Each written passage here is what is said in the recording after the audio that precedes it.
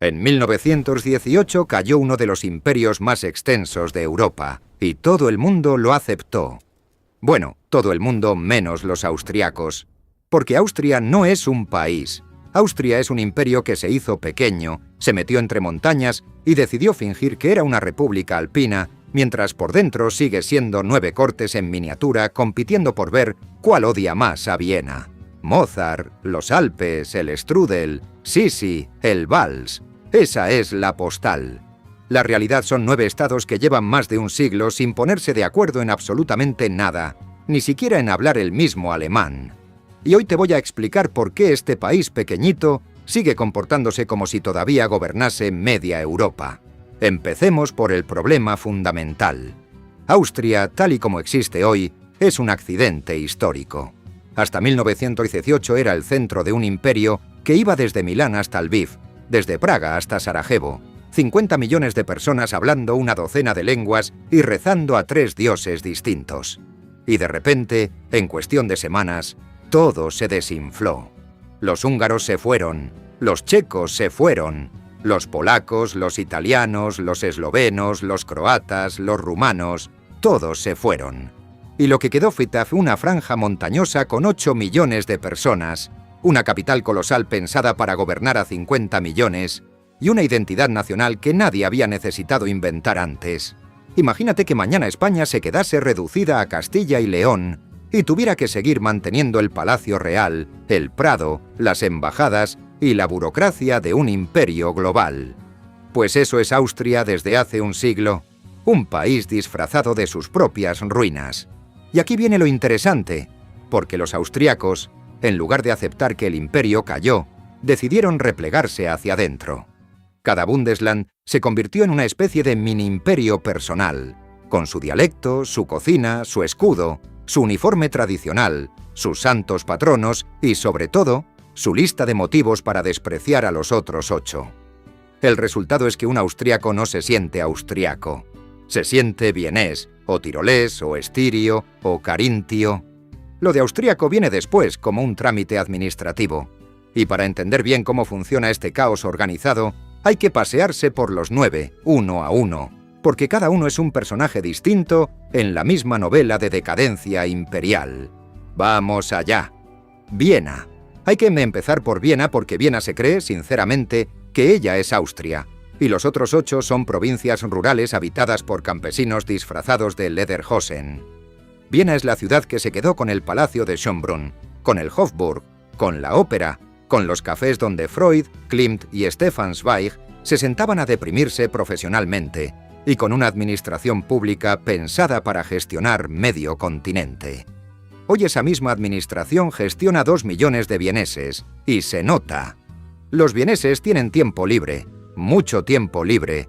Lo usan en quejarse del tiempo, del transporte, de los turistas, del café, de los otros vieneses, y sobre todo de los del resto del país, a quienes consideran provincianos sin remedio. Un vienés se levanta, va al Café House, pide un melange, lee el periódico durante 2 horas, suspira 3 veces, comenta lo mal que está el mundo y considera que con eso ya ha cumplido con la civilización por hoy. La etiqueta es sagrada. A un médico se le sigue llamando Herr Doctor, con un tono ceremonial digno de la corte habsbúrgica, aunque solo te haya recetado un ibuprofeno. Los títulos nobiliarios fueron abolidos legalmente en 1919, pero socialmente siguen funcionando con total normalidad. Si te apellidas con un pon delante, te abrirán puertas que un mortal no sabe ni que existen. La obsesión vienesa por el pasado es tan intensa que han desarrollado una palabra propia para ella, gemütlich, que no significa exactamente acogedor, sino algo más complejo. Una mezcla de melancolía aceptada, comodidad burguesa y resignación elegante. Vivir en Viena es estar permanentemente en duelo por algo que no recuerdas del todo. El resto de Austria mira a Viena con una mezcla de envidia, desprecio y burla. La consideran arrogante, decadente, demasiado roja políticamente, demasiado intelectual, demasiado pendiente de París y de Berlín y poco pendiente de los Alpes. Para un tirolés o un vorarlbergués, Viena es prácticamente un país extranjero. Y los vieneses, por su parte, devuelven el desprecio con creces, porque consideran que todo lo que está al oeste de la salida de la autopista es básicamente Baviera mal hecha. De Viena pasamos directamente a su sombra, su anillo, su madre severa, Baja Austria. Baja Austria es el estado que rodea geográficamente a Viena, la abraza, la engloba y al mismo tiempo la odia profundamente. Es el estado más grande del país en superficie y, sin embargo, vive permanentemente eclipsado por la capital que tiene en medio.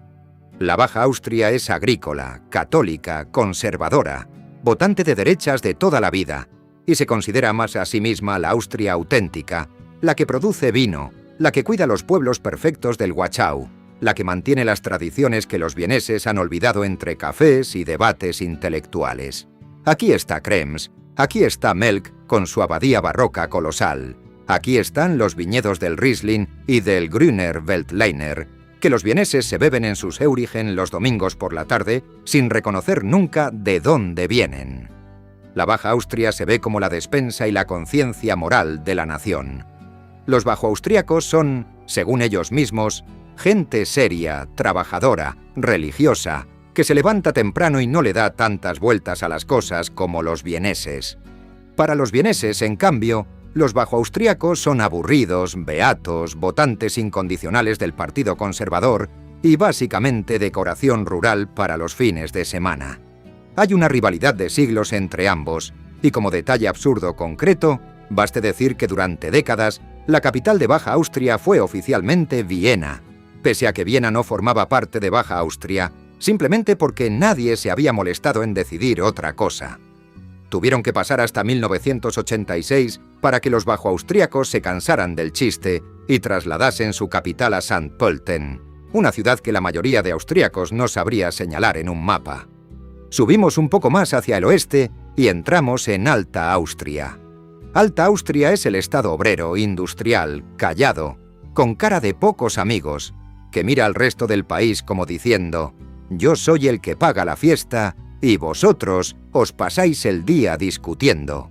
Su capital es Linz, una ciudad que durante décadas fue un secreto sucio del país.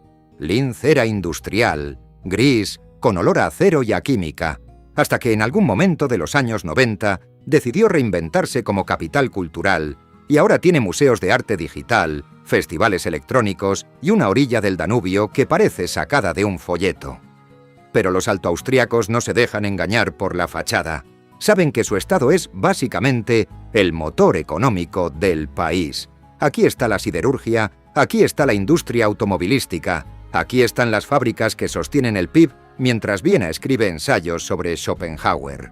Los altoaustríacos son pragmáticos, hablan poco, beben cerveza más que vino y consideran que los problemas se resuelven trabajando, no debatiendo. Eso por la parte luminosa. Por la parte incómoda, Alta Austria tiene una herida histórica que prefiere no tocar demasiado.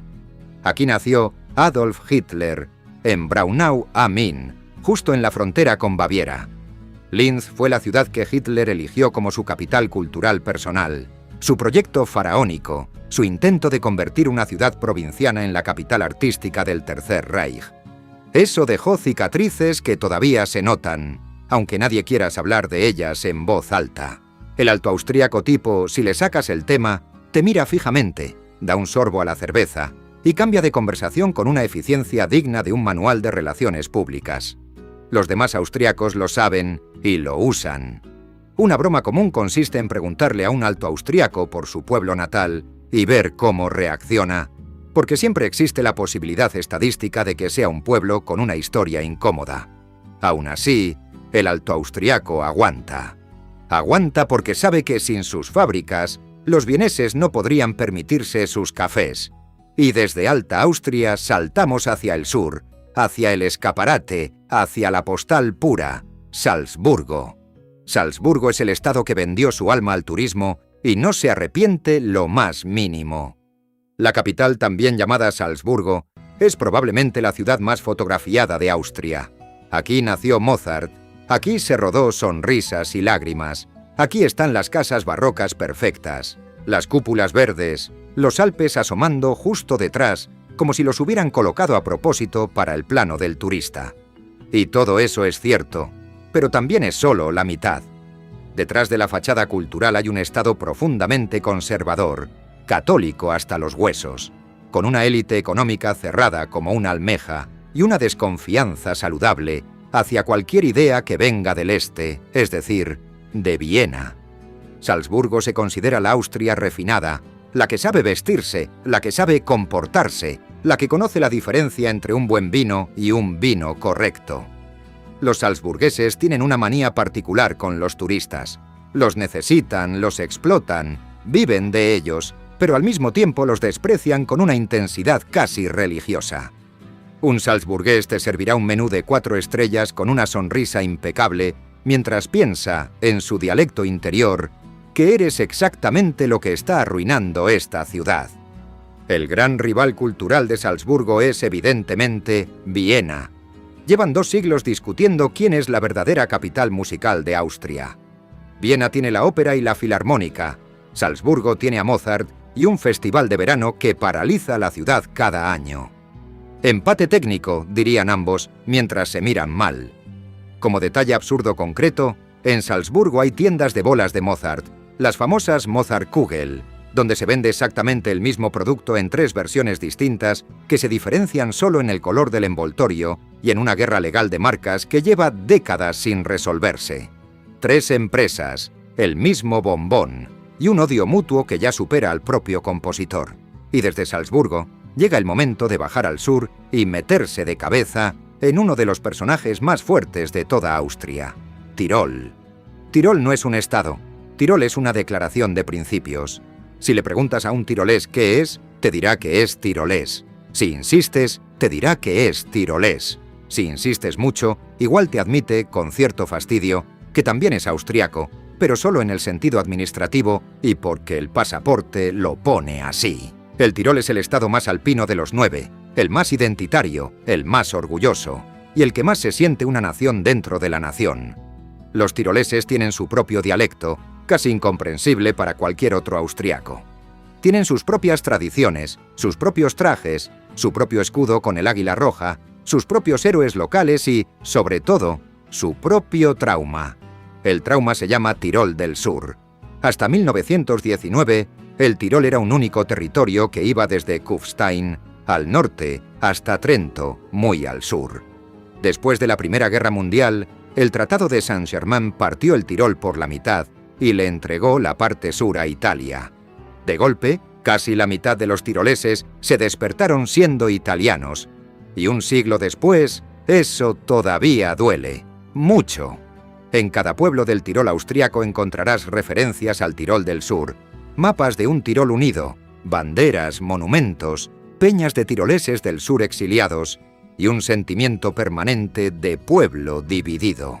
Cuando un tirolés del norte habla del Tirol del Sur, se le ablanda la voz como si hablase de un hermano secuestrado. Y cuando habla de los italianos, se le endurece la mandíbula como si hablase del secuestrador. Más allá del trauma, el tirolés tiene una personalidad muy marcada. Es montañero, religioso, ferozmente conservador, desconfiado de todo lo que venga de fuera, y considera que las verdaderas virtudes humanas se forjan a 3000 metros de altitud. Para un tirolés, un vienés es básicamente una mascota urbana que no sobreviviría una semana en un refugio alpino. Innsbruck, la capital, es una ciudad pequeña encajonada entre montañas, con 2 universidades, una catedral barroca y un sistema de teleféricos que te lleva de la calle principal a la nieve perpetua en 15 minutos. Es probablemente la única capital regional del mundo donde puedes ir a una reunión de negocios y luego esquiar antes de cenar. Como detalle absurdo concreto, en Tirol existe una tradición llamada el Schuhplattler, un baile en el que hombres con pantalones cortos de cuero se golpean los muslos, los zapatos y entre ellos siguiendo un ritmo cada vez más rápido, mientras las mujeres giran alrededor con vestidos tradicionales. Esto se sigue practicando con total seriedad. No es folclore para turistas, es folclore para tiroleses, y si tú estás mirando, es problema tuyo. Y aquí, ya que estamos en el oeste, hay que parar un momento porque te voy a hablar del estado más raro de Austria, el que prácticamente no quería estar en Austria. Y aprovecho para pedirte una cosa muy pequeña. Si te están gustando estas peleas internas entre regiones, déjame un me gusta y suscríbete al canal, que estamos justamente ahora subiendo de nivel con vídeos de este estilo, y me ayudas un montón a seguir haciéndolos. Vuelvo. Decía que el siguiente estado es el más raro de Austria, y es Vorarlberg. Vorarlberg es el último estado por el oeste, el más pequeño después de Viena, y geográficamente está aislado del resto de Austria por la cordillera del Arlberg, que durante siglos fue una frontera natural casi infranqueable. Por eso, cultural, lingüística y mentalmente, Vorarlberg no es austriaca. Vorarlberg es Suiza atrapada en un cuerpo austriaco. Los vorarlbergueses hablan un dialecto alemánico que cualquier suizo de St. Gallen entiende perfectamente y que un vienés no logra descifrar ni con subtítulos. Económicamente miran hacia Zúrich, trabajan en Liechtenstein, compran en Suiza cuando el franco está flojo y mantienen con el resto de Austria una relación parecida a la de un primo lejano al que ves 2 veces al año por cumplimiento familiar. El detalle de ese absurdo concreto de Vorarlberg es que en 1919, después de la caída del imperio, se celebró un referéndum en el que más del 80% de los vorarlbergueses votaron por separarse de Austria y unirse a Suiza. No fue una broma. Fue una votación real, masiva, mayoritaria. Las potencias vencedoras de la guerra decidieron que aquello no era buena idea, vetaron el resultado y obligaron a Vorarlberg a quedarse en Austria. Desde entonces, el Estado funciona como una especie de Suiza fantasma, con su capital en Bregenz, a orillas del lago Constanza, mirando hacia Alemania y Suiza con cierta nostalgia. Los vorarlbergueses son trabajadores, ahorradores, eficientes, ordenados, religiosos, conservadores, y consideran que el resto de Austria es básicamente caótico, ineficiente y demasiado vienés para su gusto. Los vieneses, por su parte, ni siquiera saben muy bien dónde está Vorarlberg. Si les preguntas, dudan. Igual señalan a Suiza. No están equivocados del todo. Y ahora, dejando el oeste atrás, bajamos al sureste de Austria, donde nos espera Estiria. Estiria es el estado verde por excelencia, la Steiermark, con sus colinas suaves, sus bosques densos, sus viñedos del sur y una personalidad campesina muy marcada. Los estirios son brutos, lo digo con cariño, pero son brutos. Son austriacos rurales, fuertes, directos, que se enorgullecen de no andarse con tonterías como los vieneses, ni con tradiciones excesivas como los tiroleses. Aquí se cultiva la uva, se cazan ciervos, se hace una calabaza concreta llamada Kürbis, con cuyas pipas se produce un aceite verde oscuro que los estirios echan literalmente a todo, incluido el helado. Sí, helado con aceite de calabaza. Es real, es delicioso y es completamente estirio. La capital, Graz, es la segunda ciudad más grande de Austria y vive una rivalidad eterna con Viena, de la que Viena, por supuesto, ni se entera.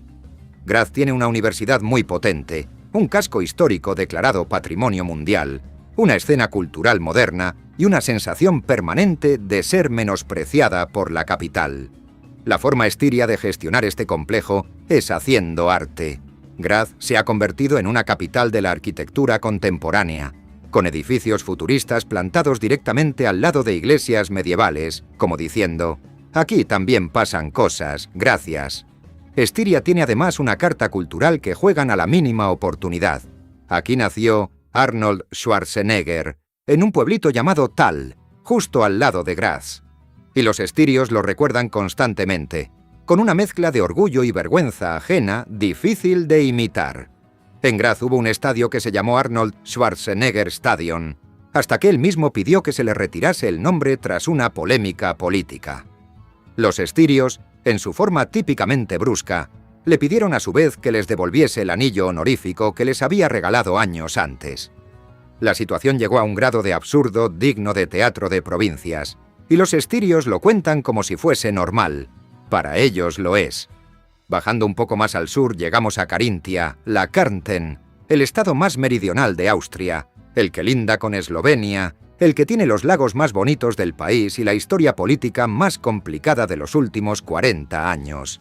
Carintia es preciosa, es un hecho objetivo.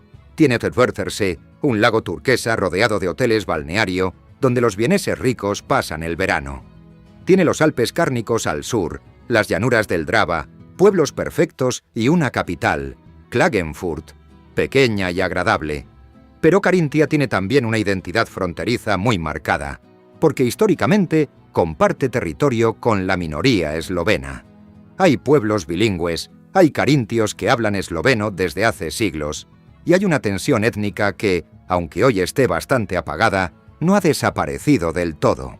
En 1920 se celebró un plebiscito para decidir si la Carintia del Sur se quedaba con Austria o se iba con el recién creado reino de los serbios, croatas y eslovenos. Ganó el quedarse, pero por márgenes ajustados, y desde entonces Carintia vive con esa cicatriz fronteriza permanente.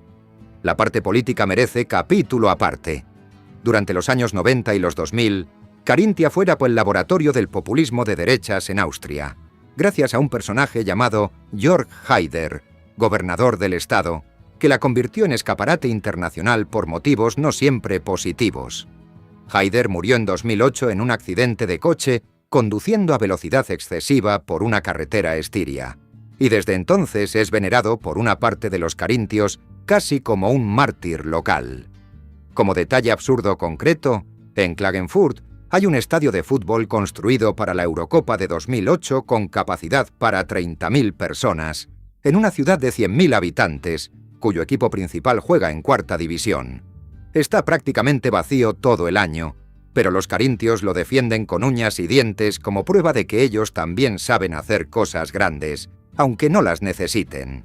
Y nos queda el último, el patito feo, el olvidado, el que el resto de Austria no acaba de ubicar bien, Burgenland.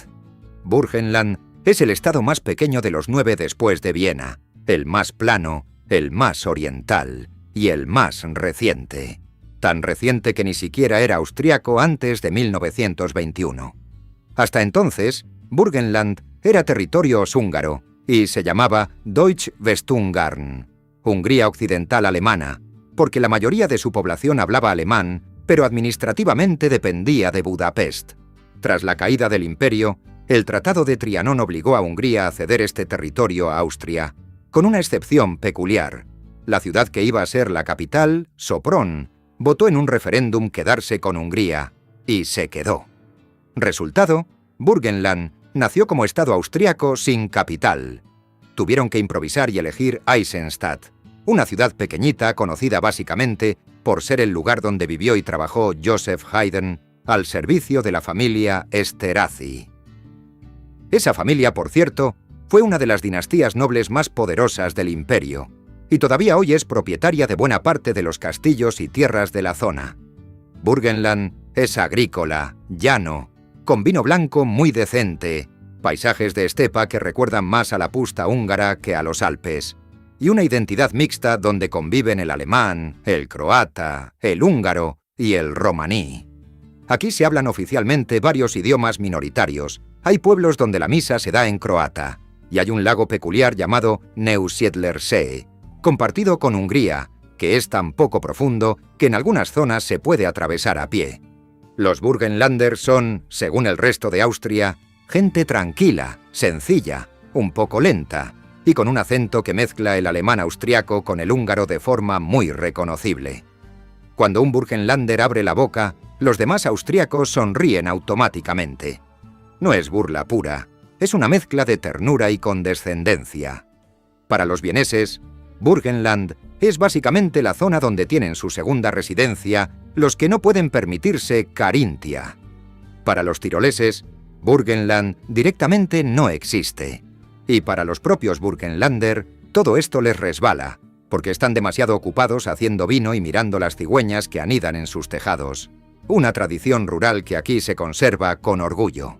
Y con Burgenland cerramos el recorrido por los 9, pero la cosa no termina aquí, porque hay varios hilos transversales que atraviesan a todos estos estados y que explican por qué Austria, en el fondo, sigue siendo un imperio fingiendo ser una república. El primer hilo es la lengua. Oficialmente, en Austria se habla alemán. En la práctica, se hablan 9 alemanes distintos, y algunos son completamente ininteligibles entre sí. Un vorarlbergués hablando rápido le suena a un vienés como si le hablase un sueco. Un tirolés en plena conversación con sus colegas de montaña pasa Maenarst a parecer un dialecto medieval del que solo se reconocen los verbos. Para entenderse entre regiones, los austríacos recurren a una especie de alemán estándar artificial que ninguno habla en casa, pero que todos pueden producir cuando hace falta. Esa fragmentación es la metáfora perfecta del país. El segundo hilo es la negación del fin del imperio. Esto se nota en los detalles. Los títulos nobiliarios fueron abolidos hace más de un siglo, pero la gente sigue usándolos en privado, en revistas del corazón y en bodas elegantes. Los austríacos se siguen tratando con un nivel de etiqueta y formalismo que en cualquier otro país del centro de Europa se habría relajado hace décadas. Si entras en una notaría, en un hospital, en un banco, te llaman por tu título académico antes que por tu nombre, un mag. Delante del apellido cambia la forma en que te atienden. Un doctor cambia más. Un Hofrat, título honorarius honorífico imperial todavía concedido por el presidente, te abre puertas en sitios donde no sabías que había puertas. La arquitectura sigue siendo desproporcionada. Viena tiene más palacios que ministerios, y todo esto se mantiene con un coste que en cualquier país sensato habría llevado al gobierno a vender la mitad. Austria no vende, Austria conserva, porque venderlo sería admitir que ya no se necesita, y admitir que ya no se necesita sería admitir que el imperio cayó. Y eso no. El tercer hilo es la relación con Alemania, y esto es delicado. Para un alemán, Austria es básicamente Baviera con acento raro y montañas más bonitas.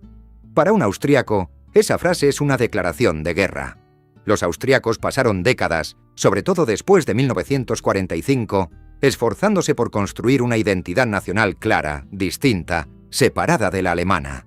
Y lo consiguieron hasta cierto punto.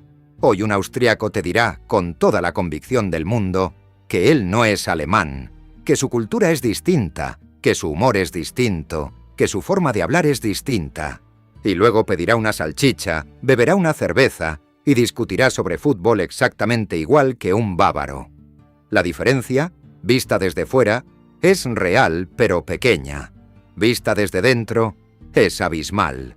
Los austríacos tienen palabras propias para cosas cotidianas. Los tomates son Paradeiser, las patatas, Erdäpfel, la nata, Obers, el bocadillo, Semmel.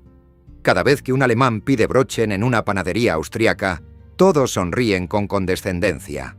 Los austríacos sostienen sus Paradeiser como otros sostienen una bandera. Es identidad pura disfrazada de cesta de la compra. El cuarto hilo es la división política heredada del imperio. Viena es socialista desde 1918 prácticamente sin interrupción, lo que la convierte en una especie de isla roja rodeada por un mar conservador. Las regiones rurales votan a los partidos católicos y conservadores. Esa fractura es exactamente la misma que existía en el imperio entre la capital cosmopolita y el campo religioso. Y un siglo después sigue funcionando igual. Cuando hay azar y elecciones en Austria, los mapas electorales son siempre prácticamente idénticos. Un punto rojo grande en Viena, manchas rojas en algunas zonas industriales de Alta Austria y Estiria, y todo lo demás teñido del negro de los conservadores y en las últimas décadas del azul de la extrema derecha. Esa geografía política se hereda como se heredan las casas. No cambia. Y el quinto hilo, quizás el más doloroso, es la relación con los vecinos perdidos del imperio. Austria comparte frontera con 8 países, casi todos antiguos territorios habsbúrgicos. Al norte, Chequia, antaño Bohemia. Al noreste, Eslovaquia. Al este, Hungría. Al sureste, Eslovenia. Al sur, Italia, que se quedó con Trento, Trieste y el Tirol del sur. Al oeste, Suiza y Liechtenstein, cuya familia reinante venía originalmente de Viena. Y al noroeste, Alemania. Mires donde mires, hay un fantasma del imperio mirando de vuelta. Cada vez que un vienés va a Praga, vuelve diciendo que la ciudad era más bonita cuando era austríaca. Cada vez que un tirolés cruza a Bolzano, suspira como si pisase su propia casa secuestrada. Cada vez que un Burgenlander va a Sopron, recuerda que esa ciudad iba a ser su capital. La geografía emocional de Austria está sembrada de ciudades perdidas y de versiones alternativas del país que pudo haber sido y no fue. Si juntas estos 5 hilos, lo que obtienes es un país que técnicamente existe, pero que emocionalmente sigue gestionando el duelo de una potencia desaparecida. Cada estado lo gestiona a su manera, y ese duelo compartido es, paradójicamente, lo único en lo que los 9 estados se ponen de acuerdo. Y aquí viene la paradoja final. Austria funciona precisamente porque sus 9 estados no se ponen de acuerdo en casi nada. Si un día se pusieran de acuerdo, dejarían de ser austriacos y se convertirían en alemanes. Lo que hace austriaco a un austriaco no es la bandera, ni el himno, ni el pasaporte. Es la convicción absoluta de que su Bundesland es mejor que los otros 8. El imperio no cayó del todo. Se replegó, se metió entre montañas, se dividió en 9 cortes en miniatura y siguió funcionando a escala reducida. 9 dialectos, 9 cocinas, 9 maneras de mirar a Viena por encima del hombro o desde abajo. Y bueno, esto es así.